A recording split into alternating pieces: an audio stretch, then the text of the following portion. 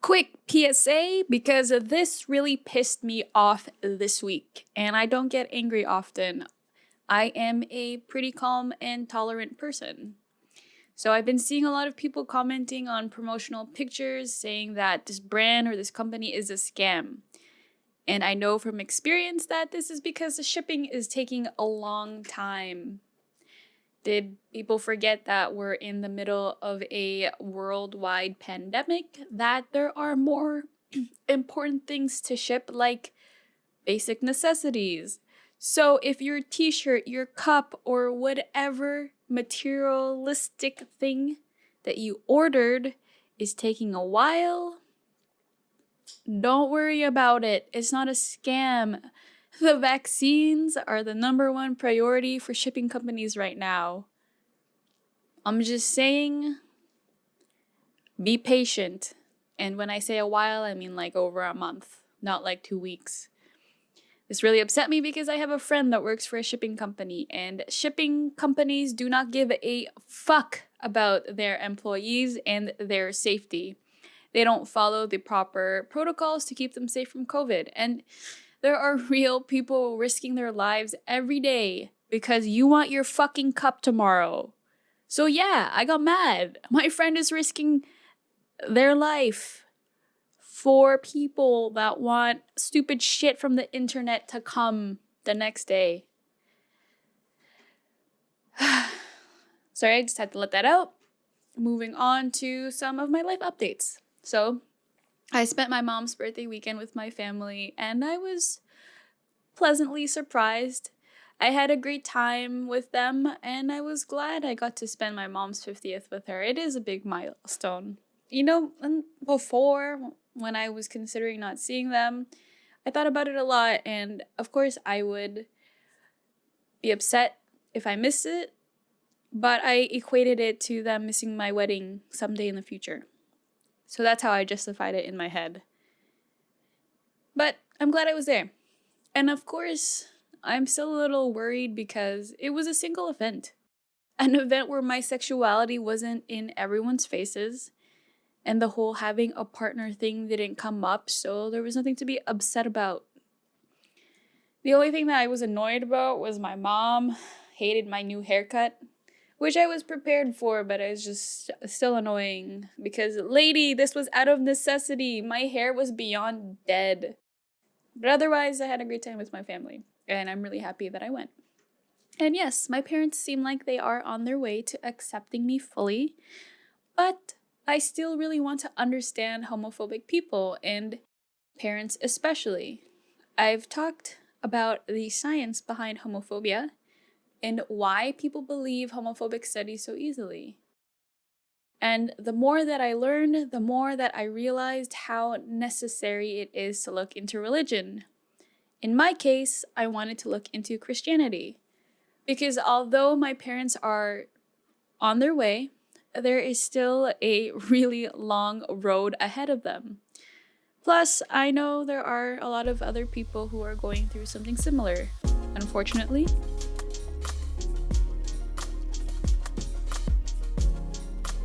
Welcome to Gay Monologues Season 3, Episode 1. Wow, the premiere of Season 3. I decided a few weeks ago during my break, my personal week, let's call it, that this would be the Season 2 finale. But then I got busy and decided that this would be the Season 3 premiere. Oops. But today, I just want to talk about why most Christians are homophobic. Because homosexual behavior has been a part of and more or less accepted in cultures that pre-exist Christianity. Disclaimer, if you're a Christian, I grew up as a Christian. I do not mean to offend anyone, and I tried my best to do this research in a completely objective manner. And just a quick background on my religious upbringing. I was born in the Philippines, and I lived in the same household as my grandpa, who is a bishop. He had a church, or he still has a church, where he preaches every week that was down the street from our house. So being at a church was like a big part of my childhood. My grandpa also travels a lot to preach at churches all over the world, and some have been in Canada and in America. Religion, and specifically Christianity, has been a big part of my life. My parents are active members of a Catholic social group called Couples for Christ. I've mentioned it before in my coming out story. It's a big part of being a Filipino Christian in North America. But I am not myself a Christian. When I was in high school, a Catholic high school, I believed that I was an atheist. Although some part of me denied the internal knowing that there are higher beings. I believe that there are some great lessons from parables and passages from the Bible, but I think because of the popularity of Christianity, humans have twisted it and it no longer accomplishes what God or Jesus or whomever or whatever intended. I do not currently practice or identify with one religion, but I consider myself to be a very spiritual person and complete spiritual practices every day. Even though I don't identify with one religion, Buddhism and Eastern ideologies really resonate with me. Also, I just think that we should just care for one another equally and take care of Mother Nature, which I think is at the root of all religions. And that's why I think humanity has twisted Christianity into something that it's not supposed to be, a tool to spread hatefulness, especially towards the LGBTQ2S community. So, here it is. On what grounds do Christians think that homosexuality is wrong? Well, the foundation of that argument is in the Bible. It states that, or supposedly states that sexual variation is wrong. But what is the Bible? Where does it come from? The Bible is the holy scripture of Christianity, of course, said to be the word of God. Key phrase, said to be, because we will never really know if it is a fact that God had even had a hand in writing the Bible. It's divided into two sections, the Old Testament and the New Testament. The Old Testament is supposedly the most accurate because it's the first section of the Bible, and it's similar to the Hebrew Bible, which has origins in the ancient religion of Judaism. The exact beginnings of Judaism is unknown, but first known mentions of Israel is from an Egyptian inscription from the 13th century BCE. In short, we don't know where the Bible came from. Historians and archaeologists have been trying to figure this out since the 60s, but still no answer. And in 2007, Time magazine asserted that the Bible has done more to shape literature, history, entertainment, and culture than any other book ever written, which I completely agree with, wholeheartedly agree with. So I get that even though we have no idea where this book came from, that there is some validity in the lessons within the Bible. Because how could a completely fake book have such an effect on mankind as a whole? But let's keep in mind interpretations to acknowledge the existence of LGBTQ2S members and allies that are also practicing Christians. So, if there are accepting members and there are also non-accepting members, then it must come down to the interpretation of the Bible. Which group is interpreting the Bible correctly? Is there even a correct way to interpret the Bible? The study of biblical interpretation is called hermeneutics. Hermeneutics is what we do when we ask questions like, who is interpreting the Bible correctly? What is the correct way to interpret the Bible correctly? Now, the interesting part. What does the Bible even say about same-sex relationships? And why is it possible to interpret it in two completely opposite opinions? I tried to read the Bible once when I was 10. I couldn't do it. It was too long and too dry and too hard to read. So you are all welcome. I had to go back to my 10-year-old self and read some dry passages from the Bible. And of the 31,102 verses, there are 7, just 7 passages that are used to condemn my people. Yet, the gravity and the wrongfulness of same-sex attraction is a defining lesson in most Christian homes. I would roll my eyes, but this is supposed to be objective and unbiased. Even though I already stated my biases at the beginning when I went over my background. There are more verses in the Bible about money and greed than there are about homosexuality.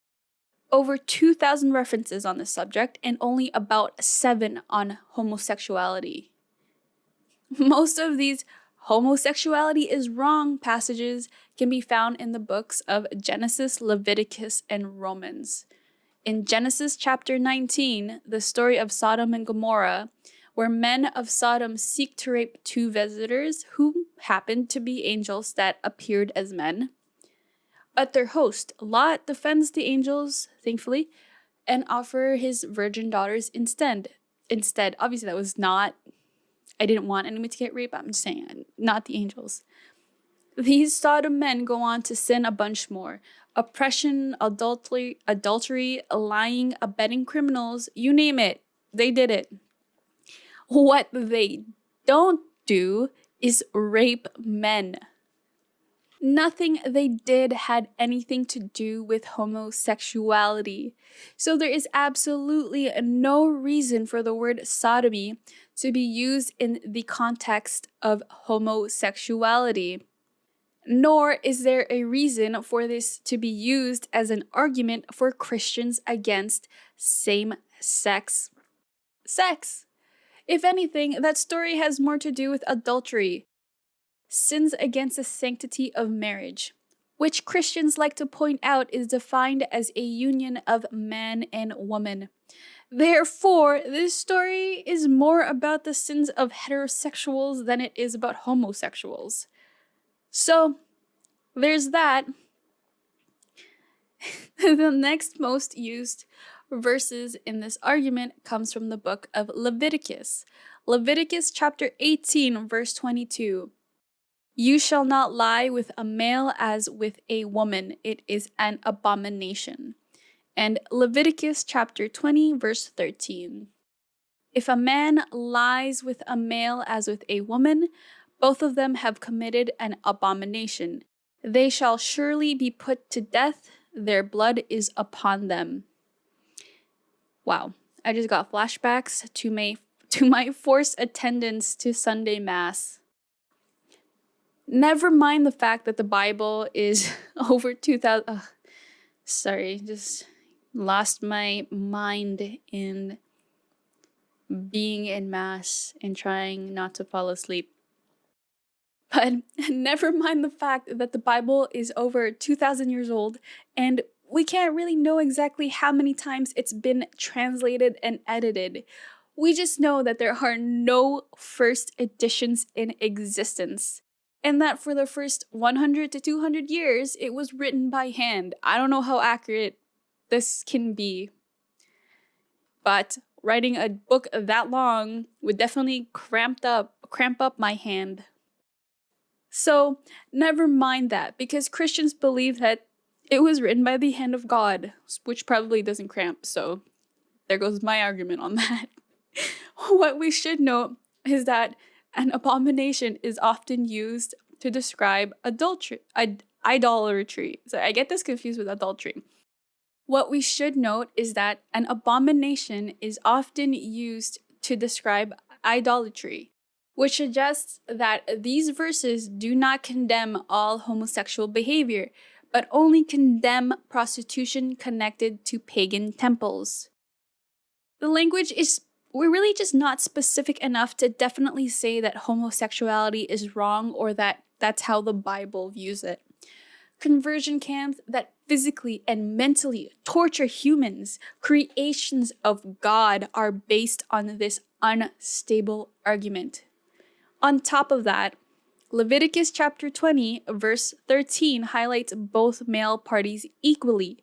It is more about the sins of adultery than it is about consensual homosexual activity. I also want to put into perspective what the Bible also called an abomination. Egyptians eating with Hebrews, having sex with your wife when she is menstruating, taking your wife's sister as a second wife, and some other things that the Bible bans are wearing mixed fabric, tattoos, which by the way is about branding of slaves, not modern day tattoos, and trimming your beard. Most of these are outdated, as you can tell, no longer relevant to today. So, why don't homophobic Christians argue about those too? Another well referenced book in the Bible is Romans. In chapter 1, verse 18 to 32, Paul shows that the whole world is unrighteous in God's sight and therefore in need of salvation. Paul was supposedly talking about the Greco-Roman culture, Gentiles. So the Gentile society faces God's wrath, and Paul describes the punishments. He describes them in Romans chapter 1, verses 26 to 27. For this reason, God gave them up to dishonorable passions. For their women exchanged natural relations for those that are contrary to nature.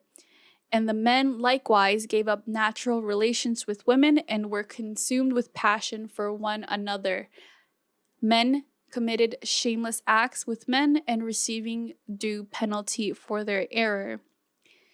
This supposedly implies that homosexuality is not what God originally intended. But all it says is that men and women went against their natural relations. Natural could mean anything, like my attraction to females is natural. I don't know, but to me this sounds like only heterosexuals were being punished. Obviously, this is a joke, but I just want to point out how it's up to the reader to interpret the Bible the way we already see the world. Which brings me back, right where I started, right at the beginning of this whole search. That we all only retain the information we want to hear. We are all biased motherfuckers. I mean, most of us anyway. I can admit to this. I am biased. I am biased against the patriarchy. So that I tried to be objective. I really did, but reading this and all these arguments just made me more upset. But I also just want to go back to the 2,000 references to money and greed versus the 7 about homosexuality. If I were still a student and I were reading the Bible to study for a test, I would be focusing on money and greed because those would obviously be worth the most marks. And maybe scan the same-sex portion for 1 or 2 multiple choice questions. And if I were in a time crunch because I procrastinated or I had just come out of another exam, I wouldn't even bother looking over homosexuality. So, because I am right back to where I started, I need to reframe the issue at hand, which is why are homophobic people here? Why do they think that way? Because so far, all I have gotten is that people hear what they want to hear. They just want to reaffirm what they already believe. But at what point did someone say homosexuality is wrong and then convinced millions, then billions of people that being gay is a sin? I was having this discussion last night with someone because I was frustrated.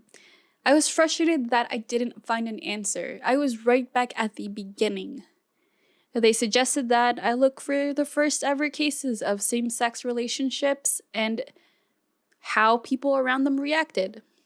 So, for the rest of season 3, this is what I will be doing. I will be looking at indigenous cultures all around the world and how homosexuality fit in their societies.